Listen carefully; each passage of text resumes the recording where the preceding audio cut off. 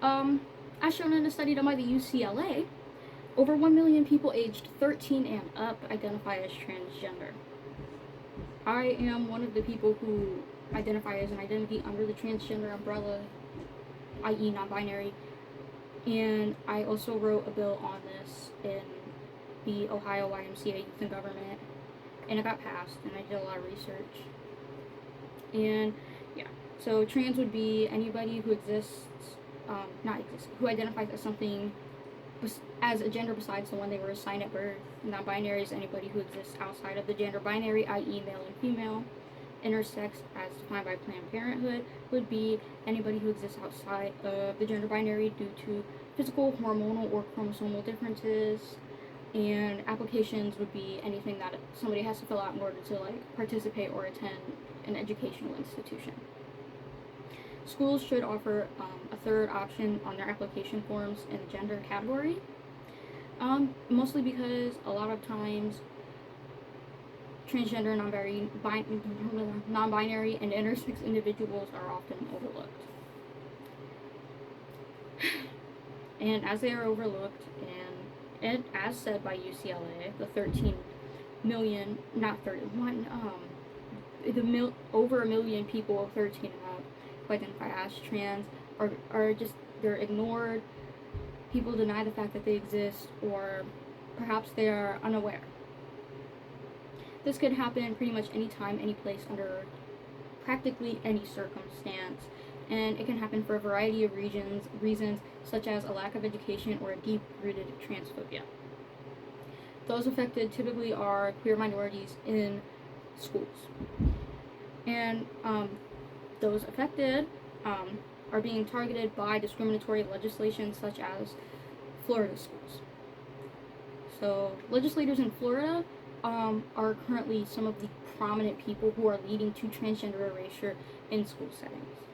House Bill 1557, also known as the Don't Say Gay bill, essentially bars discussion of gender and sexual orientation in a classroom setting.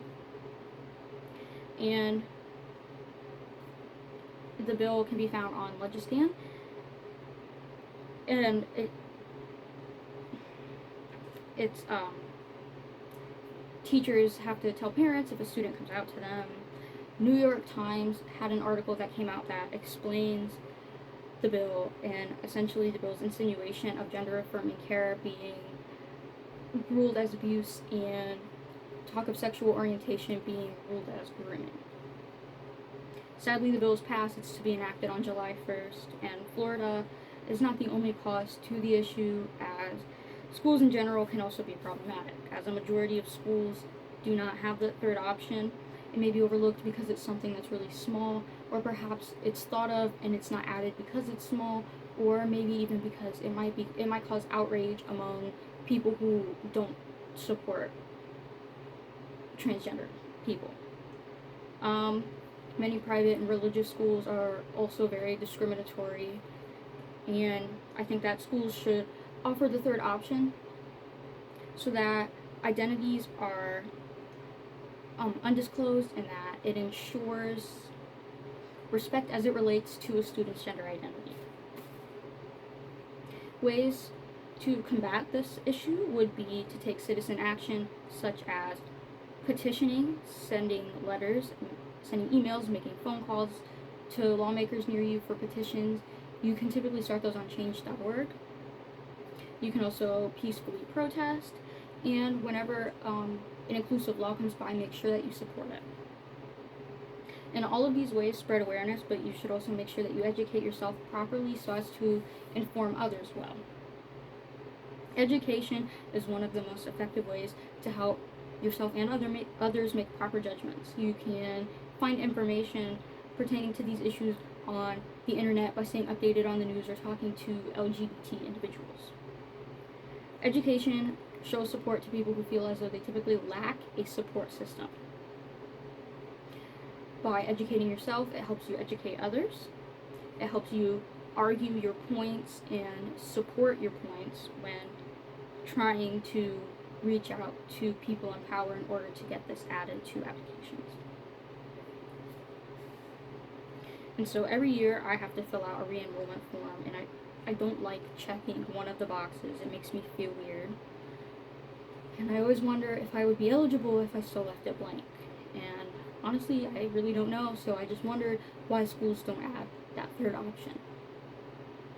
You know, because it's something small, but it's something that a lot of people struggle with. For me, it took me a while, and now that I know, it's something that I want to freely express.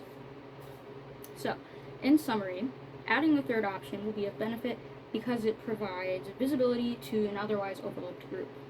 According to a Pew Research Center study, 42% of 100,000 Americans know somebody who is trans, and sadly, a lot of those trans people are overlooked or discriminated against. And Florida schools are forced to abide by the hateful laws that are being passed, and the third option being added will just make registering for school a lot more comfortable. I think that to increase inclusivity, that third box should be added. Because though it is small, sometimes the smallest actions can make the biggest differences in somebody's life.